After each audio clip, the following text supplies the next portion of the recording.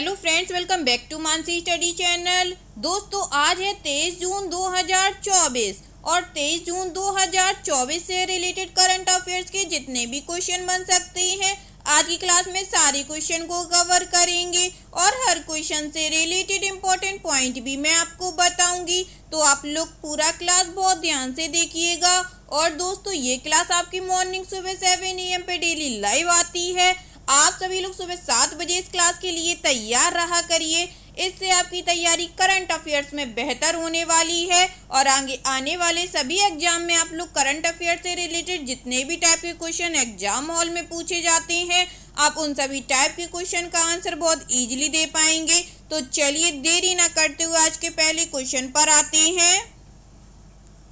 आज का पहला क्वेश्चन लिखा है, हाल ही में समाचारों में रहा गांधी सागर वन्यजीव अभयारण्य किस राज्य में स्थित है? Gandhi Sagar wildlife sanctuary which was in news recently is located in which state?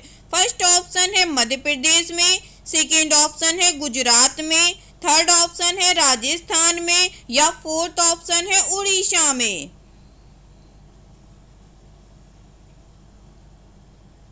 जल्दी से बताइएगा दोस्तों, इस क्वेश्चन का राइट आंसर क्या हो जाएगा?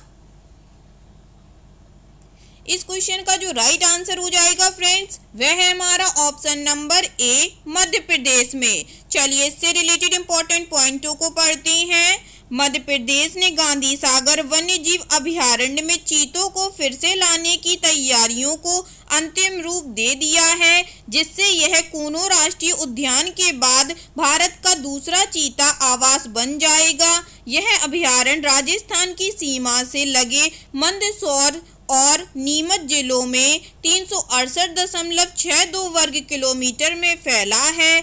शुरुआती प्रयासों में सितंबर 2022 में कूनो राष्ट्रीय उद्यान में 8 नामीबियाई चीते छोड़े गए। इसके बाद फरवरी 2023 में दक्षिण अफ्रीका से 12 चीते लाए गए, जो भारत के चीता संरक्षण प्रयासों में महत्वपूर्ण प्रगति को दर्शाता है।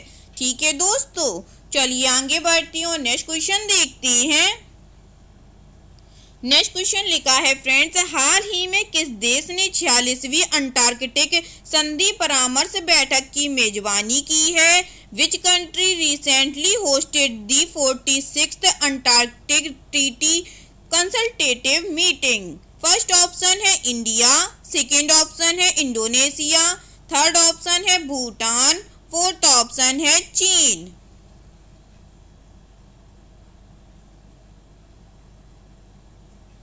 बताइएगा दोस्तों, हाल ही में किस देश ने 46वीं अंटार्कटिक संधि परामर्श बैठक की मेजबानी की है? इस क्वेश्चन का जो राइट आंसर हो जाएगा फ्रेंड्स, वह है हमारा ऑप्शन नंबर ए, भारत देश ने। चलिए इस क्वेश्चन से रिलेटेड इंपॉर्टेंट पॉइंटों को पढ़ते हैं। भारत ने कोच्चि में 46वीं अंटार्कटिक संधि परामर्श बैठक की मेजबानी की और अपने मैत्री अनुसंधान केंद्र मैत्री सेकंड के उत्तराधिकारियों की घोषणा की। सऊदी अरब अंटार्कटिक संधि दलों में शामिल हो गया है। भारत ने समावेशी शासन पर जोर देते हुए कहा कि भू राजनीति को अंटार्कटिका के शासन को प्रभावित नहीं करना चाहिए और यह संधि चुनिंदा देशों का एक विशेष क्लब नहीं रहनी चाहिए। ठीक है दोस्तों, चलिए आगे बढ़ते हैं, नेक्स्ट क्वेश्चन देखते हैं। नेक्स्ट क्वेश्चन लिखा है फ्रेंड्स, हाल ही में कौन सी राज्य सरकार चावल की सीधी बुवाई या टार वाटर तकनीकी को सक्रिय रूप से बढ़ावा दे रही है? Recently which state government has been actively promoting direct sowing of rice और tar water technology? First option है हरियाणा, सेकेंड ऑप्शन है उत्तर प्रदेश, थर्ड ऑप्शन है पंजाब या फोर्थ ऑप्शन है पश्चिम बंगाल।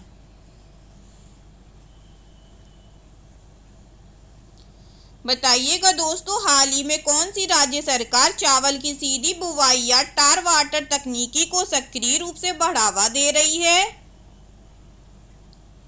इस क्वेश्चन का जो राइट आंसर हो जाएगा फ्रेंड्स, वह है हमारा ऑप्शन नंबर सी, पंजाब राज्य सरकार। चलिए इस क्वेश्चन से रिलेटेड इंपॉर्टेंट पॉइंटों को पढ़ते हैं।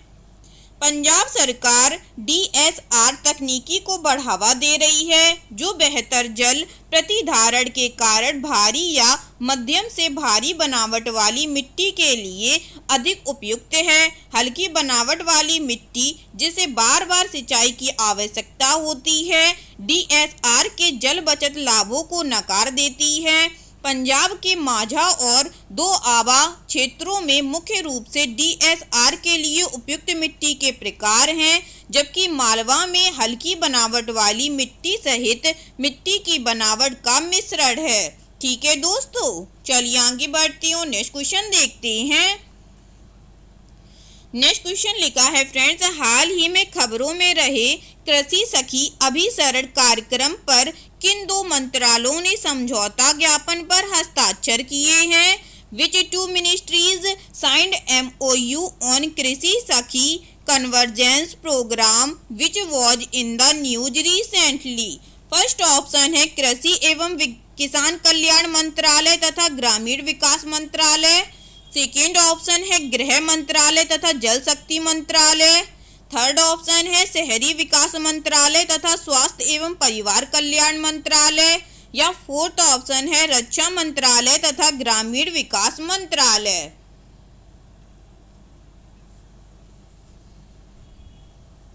बताइएगा फ्रेंड्स, इस क्वेश्चन का राइट आंसर क्या हो जाएगा? इस क्वेश्चन का जो राइट आंसर हो जाएगा दोस्तों, वह है हमारा ऑप्शन नंबर ए, कृषि एवं किसान कल्याण मंत्रालय तथा ग्रामीण विकास मंत्रालय। चलिए इस क्वेश्चन से रिलेटेड इंपॉर्टेंट पॉइंटों को पढ़ते हैं।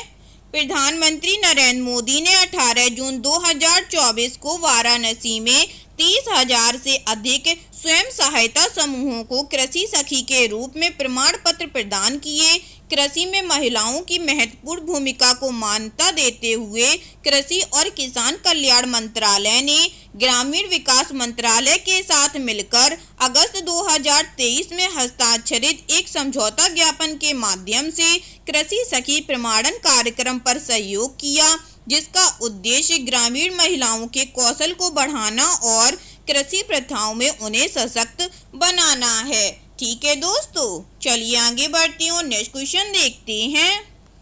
नेक्स्ट क्वेश्चन लिखा है फ्रेंड्स, हाल ही में खबरों में रहा घोड़बंदर किला किस राज्य में स्थित है? In which state is Ghodbunder port which was in the news recently located? First option है महाराष्ट्र में, सेकेंड ऑप्शन है गुजरात में, थर्ड ऑप्शन है केरल में, या फोर्थ ऑप्शन है राजस्थान में।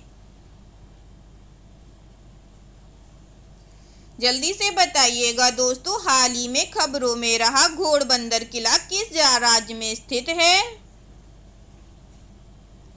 इस क्वेश्चन का जो राइट आंसर हो जाएगा फ्रेंड्स, वह है हमारा ऑप्शन नंबर ए, महाराष्ट्र राज्य में। चलिए इससे रिलेटेड इंपॉर्टेंट पॉइंटों को पढ़ते हैं। हाल ही में जीर्णोद्धार कार्य के दौरान घोड़बंदर किले की भीतरी परतों के नीचे एक गुप्त कक्ष की खोज की गई थी। महाराष्ट्र के थाने में उल्हास नदी पर स्थित घोड़बंदर किला पुर्तगालियों द्वारा बनाया गया था और 1730 में बनकर तैयार हुआ था। शुरुआत में घोड़ों के व्यापार के लिए इस्तेमाल किया जाने वाला यह किला बाद में मराठों और अंग्रेजों के कब्जे में आ गया। किले में 16वीं सदी की शुरुआत का एक पुर्तगाली चर्च और कई ऐतिहासिक इमारतें हैं। ठीक है दोस्तों, चलिए आगे बढ़ते हैं, नेक्स्ट क्वेश्चन देखते हैं। नेक्स्ट क्वेश्चन लिखा है फ्रेंड्स, हाल ही में CDS द्वारा जारी साइबर स्पेस संचालन के लिए संयुक्त सिद्धांत का मुख्य फोकस क्या है? What is the main focus of the joint doctrine for cyberspace operation recently released by CDS? First option है साइबर स्पेस संचालन के सैन्य पहलू। सेकेंड ऑप्शन है नागरिकों की निगरानियों के लिए AI उपकरण बनाना। थर्ड ऑप्शन है पृथ्वी की जलवायु की निगरानी करना। या फोर्थ ऑप्शन है उपर्युक्त में से कोई नहीं।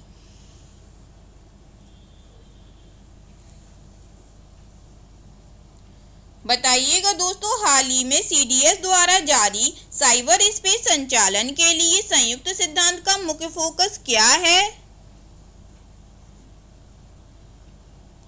क्वेश्चन का जो राइट आंसर हो जाएगा फ्रेंड्स वह है हमारा option number A, cyber space संचालन के सैन्य पहलू। चलिए इस क्वेश्चन से रिलेटेड इंपॉर्टेंट पॉइंटों को पढ़ते हैं। हाल ही में COSC बैठक के दौरान CDS द्वारा साइबर स्पेस संचालन के लिए जारी संयुक्त सिद्धांत सैन्य पहलुओं पर जोर देता है और कमांडरों और कर्मचारियों को मार्गदर्शन प्रदान करता है। इसका उद्देश्य साइबर स्पेस संचालन को अंजाम देने के बाद में युद्ध सेनानियों के बीच जागरूकता बढ़ाना है। यह मुख्य प्रकाशन कमांडरों को जटिल सैन्य वातावरण में नेविगेट करने में मार्गदर्शन करता है। भारतीय सशस्त्र बलों के भीतर संयुक्तता और एकीकरण को बढ़ावा देता है और साइबर स्पेस संचालन को से संबंधित चल रही प्रक्रियाओं में पर्याप्त प्रगति को दर्शाता है। ठीक है दोस्तों, चलिए आगे बढ़ते हैं और नेक्स्ट क्वेश्चन देखते हैं। नेक्स्ट क्वेश्चन लिखा है फ्रेंड्स, 2024 में राष्ट्रीय महिला आयोग को किस राज्य से सबसे अधिक शिकायतें प्राप्त हुई? From which state did the National Commission for Women receive the maximum number of complaints in 2024? First option है उत्तर प्रदेश, सेकेंड ऑप्शन है महाराष्ट्र, थर्ड ऑप्शन है बिहार या फोर्थ ऑप्शन है हरियाणा।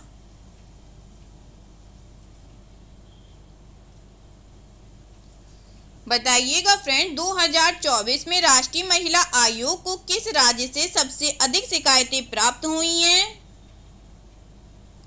इस क्वेश्चन का जो राइट आंसर हो जाएगा फ्रेंड्स वह है हमारा option number A, Uttar Pradesh राज्य सरकार से। चलिए इससे रिलेटेड इंपॉर्टेंट पॉइंटों को पढ़ते हैं। 2024 में राष्ट्रीय महिला आयोग को उत्तर प्रदेश से 6,492 से सबसे ज्यादा शिकायतें मिली। उसके बाद दिल्ली में 1,119 और महाराष्ट्र में 764 का स्थान रहा। कुल 12,648 शिकायतों में से 3,567 सम्मान के अधिकार से संबंधित थीं, 3,213 घरेलू हिंसा और 1,963 दहेज उत्पीड़न से संबंधित थीं। मणिपुर में महत्वपूर्ण हिंसा के बावजूद केवल 6 शिकायतें दर्ज की गईं। अन्य राज्यों में भी अलग अलग संख्या में शिकायतें दर्ज की गई हैं। ठीक है दोस्तों, चलिए आगे बढ़ते हैं और नेक्स्ट क्वेश्चन देखते हैं। नेक्स्ट क्वेश्चन लिखा है फ्रेंड्स, हाल ही में खबरों में रहा ई श्रम पोर्टल किस मंत्रालय द्वारा लॉन्च किया गया है? The e Shram portal which was in news recently has been launched by which ministry? First option है श्रम और रोजगार मंत्रालय, सेकेंड ऑप्शन है कृषि मंत्रालय, थर्ड ऑप्शन है गृह मंत्रालय या फोर्थ ऑप्शन है ग्रामीण विकास मंत्रालय।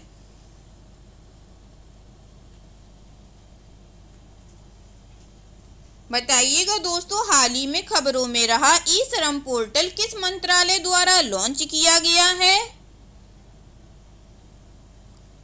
इस क्वेश्चन का जो राइट आंसर हो जाएगा फ्रेंड्स वह है हमारा ऑप्शन नंबर ए, श्रम और रोजगार मंत्रालय के द्वारा। चलिए इससे रिलेटेड इंपॉर्टेंट पॉइंटों को पढ़ते हैं।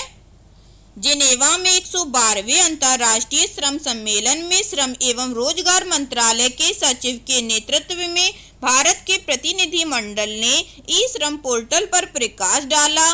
2021 में लॉन्च किया गया यह पोर्टल 400 व्यवसायों में असंगठित श्रमिकों को पंजीकृत करता है, जो एक व्यापक राष्ट्रीय डेटाबेस प्रदान करता है। पूरी तरह से आधार सत्यापित, इसका उद्देश्य सामाजिक सुरक्षा योजनाओं तक पहुंच को आसान बनाना है। ई श्रम पोर्टल राष्ट्रीय करियर सेवा, स्किल इंडिया डिजिटल हब, माई स्कीम पोर्टल और प्रधानमंत्री श्रम योगी मानधन योजना के साथ एकीकृत है।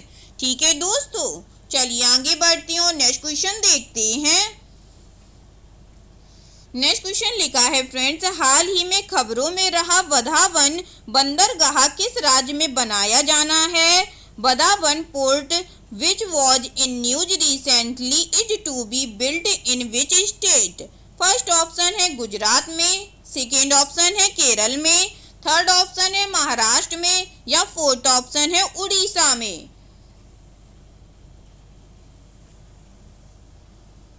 बताइएगा दोस्तों, हाल ही में खबरों में रहा वधावन बंदरगाह किस राज्य में बनाया जाना है? इस क्वेश्चन का जो राइट आंसर हो जाएगा दोस्तों, वह है हमारा ऑप्शन नंबर सी, महाराष्ट्र में। चलिए इससे रिलेटेड इंपॉर्टेंट पॉइंटों को पढ़ते हैं। केंद्रीय मंत्रिमंडल ने महाराष्ट्र के वधावन में ग्रीनफील्ड मेजर पोर्ट के विकास को मंजूरी दे दी है। जवाहरलाल नेहरू पोर्ट अथॉरिटी और महाराष्ट्र मैरीटाइम बोर्ड द्वारा एक विशेष प्रयोजन वाहन के माध्यम से निर्मित किया जाने वाला यह सभी मौसमों में उपयोग में आने वाला डीप ड्राफ्ट पोर्ट पीएम गति शक्ति कार्यक्रम का समर्थन करता है। पालघर जिले में स्थित और एक जमींदार मॉडल पर पीपीपी के माध्यम से निर्मित इसमें 20 मीटर का ड्राफ्ट 23.2 मिलियन टीईयू क्षमता होगी और आईएमईसी और आईएनएसटीसी के माध्यम से एक्सिम व्यापार को बढ़ावा मिलेगा। ठीक है दोस्तों, चलिए आगे बढ़ते हैं और आज का लास्ट क्वेश्चन देखते हैं। आज का लास्ट क्वेश्चन लिखा है फ्रेंड्स, हाल ही में एशियाई विकास बैंक ने भारत की स्वास्थ्य प्रणाली की तैयारी में सुधार के लिए कितनी धनराशि को मंजूरी दी है? Recently, how much amount of funds has been approved by the Asian Development Bank to improve the preparedness of India's health system? First option है $140 मिलियन, सेकेंड ऑप्शन है $150 मिलियन, थर्ड ऑप्शन है $160 मिलियन या fourth option है $170 million.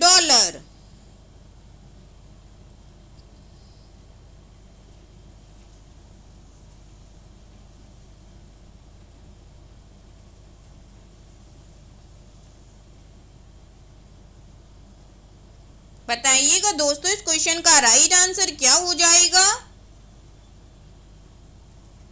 इस question का जो right answer हो जाएगा फ्रेंड्स, वह है हमारा ऑप्शन नंबर डी, $170 मिलियन। चलिए इससे रिलेटेड इंपॉर्टेंट पॉइंटों को पढ़ते हैं। एशियाई विकास बैंक ने भारत को भविष्य की महामारियों के लिए अपनी स्वास्थ्य सेवा प्रणाली की तत्परता और प्रतिक्रिया क्षमताओं को बढ़ाने के लिए $170 मिलियन अमेरिकी डॉलर का महत्वपूर्ण ऋण दिया है। भारत की राष्ट्रीय स्वास्थ्य नीति 2017 के अनुरूप नीति आधारित ऋण का उद्देश्य सार्वभौमिक स्वास्थ्य सेवा कवरेज प्राप्त करने के लिए आवश्यक शासन और नीतिगत ढांचे में सुधार करना है। प्रमुख पहलों में आपस में जुड़ी प्रयोगशालाओं के माध्यम से देश भर में रोग निगरानी नेटवर्क को मजबूत करना, शहरों, राज्यों और केंद्र शासित प्रदेशों में संक्रामक रोगों के खतरों के लिए त्वरित प्रतिक्रिया सक्षम करना शामिल है। ठीक है दोस्तों, आई होप आज के सभी क्वेश्चन आप लोगों को बहुत अच्छे लगे होंगे फ्रेंड्स, और सभी क्वेश्चन से रिलेटेड इंपॉर्टेंट पॉइंट के नोट्स भी आप लोगों को बहुत अच्छे से समझ में आए होंगे। एग्जाम के नज़रिए से दोस्तों क्लास बहुत हेल्पफुल रही होगी आप लोगों के लिए। अगर आपको क्लास अच्छी लगी हो और सारे फैक्टों को आप लोगों ने अच्छे से समझा हो तो प्लीज़ इस क्लास को लाइक कीजिएगा, शेयर कीजिएगा और आपके अपने चैनल मानसी स्टडी चैनल को सब्सक्राइब कीजिएगा। थैंक यू सो मच दोस्तों।